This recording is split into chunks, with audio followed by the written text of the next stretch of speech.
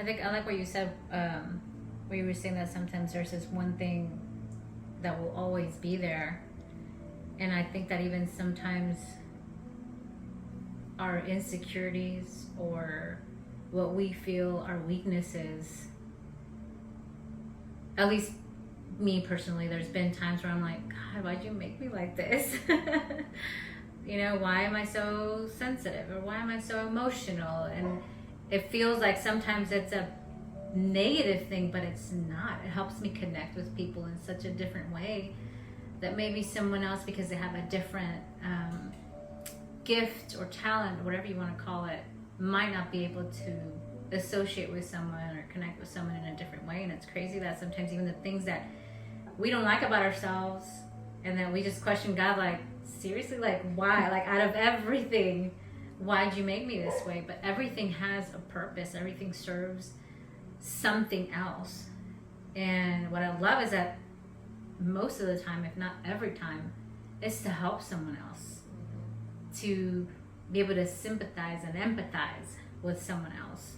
And I think that's why sometimes it's good to share those insecurities or those weaknesses, because it also helps us feel like we're not alone. We're not the only one that struggles with it.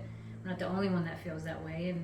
And it's crazy because last time, what was it, a couple of weeks ago, that I was like, I don't want to be around people. Yeah, 2 weeks ago. I was just in these, I don't know what was going on. I think, personally, sorry to interrupt, I think it was a spiritual battle that she was dealing with. Maybe. Because she was, you know, we all go through that. We all go through that, those days, those weeks, those that we're like, oh my God, like everything, like Art can say the nicest thing and it's still like, oh, or she could do the nicest thing and it's still like, oh, like it's just, because at the end of it, we're human, but I really feel when we're feeling like that, it's a spiritual battle that we have no idea that we're going through sometimes. And I think we have to be reminded when we're feeling that type of way, all right, this is when I really need to seek God. And that's what I had told her, because she was feeling that, you know, at work and everything. And I was like, I don't know if I did tell you that afterwards I kind of started, I guess in a sense I felt like it was a revelation. Because when I was in my feelings, I was feeling very antisocial, sad, and lonely. And I'm like, my best friend is my husband that I see every day. I have a great job. I can eat every day. I'm still breathing. I'm still walking. You know, I have a family member that's dealing with Parkinson's, doesn't have the ability and the freedom that I have.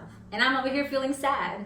And I was getting mad with myself because I'm like, why am I feeling like this? Why am I feeling like I hate everything or everyone, if I could express it in that way? And I got tired of it, and I just started praying and praying and praying, and then I started thinking, I'm like, there's a lot of people out there who are feeling this exact way. And they feel like this every day. And they hate everybody, and they want to be alone, and they feel alone. And I'm like, it broke my heart, because I'm like, I can't believe that with all the blessings that I have, I even feel like that. I can't imagine what someone else feels that's either sleeping in the street or stuck in a hospital or dealing with the heartbreak of losing a spouse or losing a son or a daughter. And it reminded me that we have to be that light for others so that they can get out of those holes where they feel alone, where they feel like there's nobody there to love them or support them.